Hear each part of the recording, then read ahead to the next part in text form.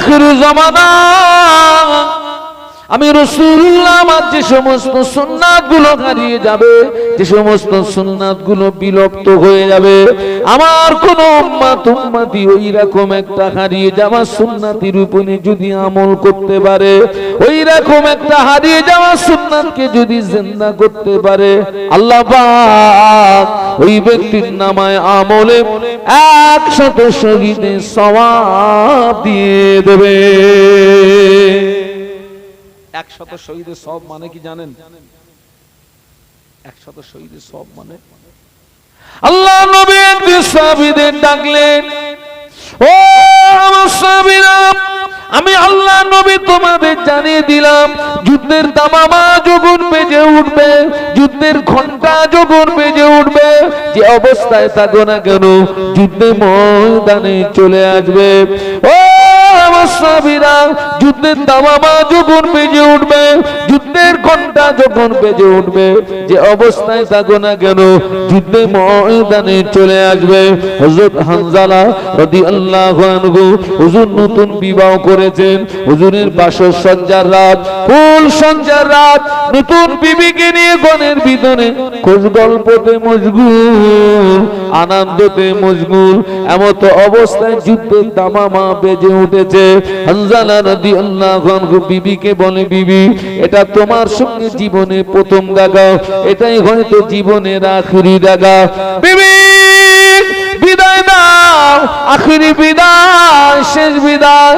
হুজুরের স্ত্রী বললেন, প্রাণের স্বামী, যান যান, আল্লাহ নবী আপনায় ডেকেছেন, আমার অধিকার নেই বাধা দেওয়ার।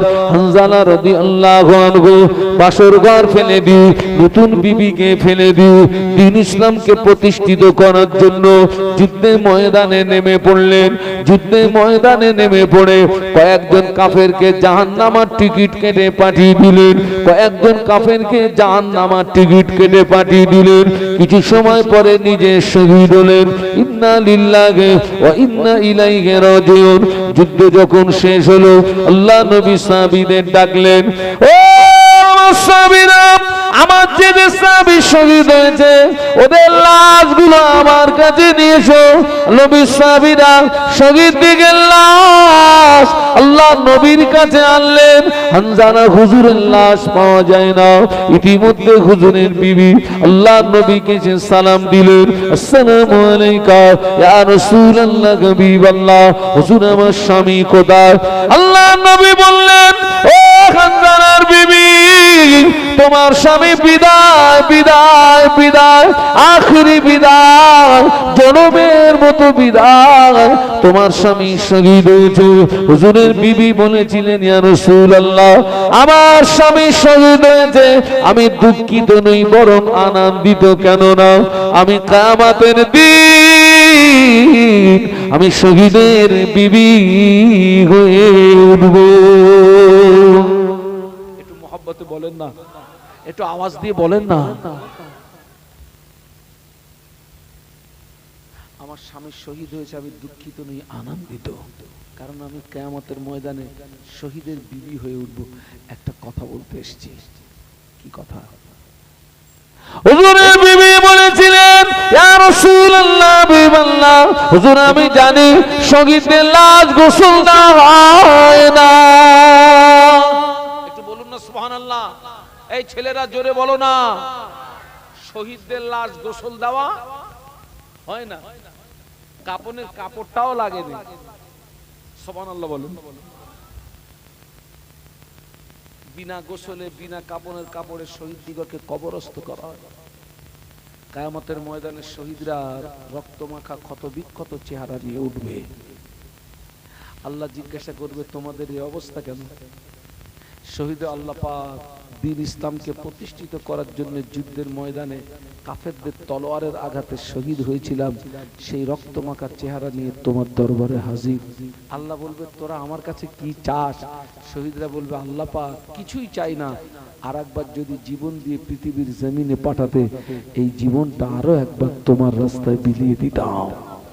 আল্লাহ বলবে, আর নয়, আমার 8টা জান্নাতের দরওয়াজা খোলা, যেটা দিয়ে খুশি ওইটা দিয়ে আমার রহমতের দয়ার জান্নাতের ভিতরে চলে যা।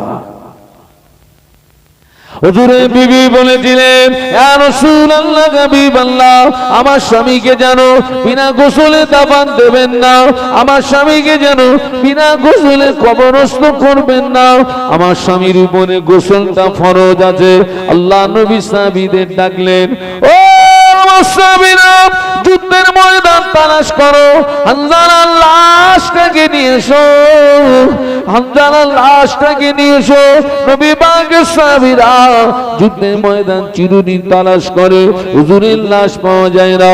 ইতিমধ্যে জিবরাইল আমিন আলাইহিস সালাম আল্লাহ নবীকে সালাম দিয়ে বলেছিলেন, ইয়া রাসূলুল্লাহ, হাবিবাল্লাহ, হুজুর হামজার লাশ এখনই পাওয়া যাবে না।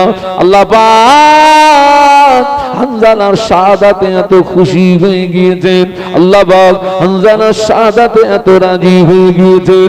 আল্লাহ পাক ফেরেশতা মারফত হামজার লাশটাকে জমিন থেকে উঠিয়ে নিয়ে আসমানে নিয়ে গিয়ে আল্লাহ পাকের হাওয়াজে কাউসারের পানি দিয়ে গোসল দিচ্ছে। আল্লাহ নবী বলেছিলেন, ও হামজার বিবি, তোমার নসিব বড় খুশনসিব, তোমার স্বামীকে পৃথিবীর কোন মানুষে গোসল দেয় না। নূরের তৈরি ফেরেশতারা তোমার স্বামীর লাশটাকে আসমানে নিয়ে গিয়ে হাওয়াজে কাউসারের পানি দিয়ে গোসল দিচ্ছে। ও লাউগাছির জওয়ানেরা, ও লাউগাছির যুবকেরা, এই জমানায় আমার নবীর একটা হারিয়ে যাওয়া সুন্নাতের উপরে যদি আমল করতে পারো, আমার নবীর একটা হারিয়ে যাওয়া সুন্নাতকে যদি জিন্দা করতে পারো, ওই রকম 100 হামজালা শহীদ হওয়া সওয়াব আল্লাহ পাক তোমার আমার নামায় আমলে দিয়ে দেবে।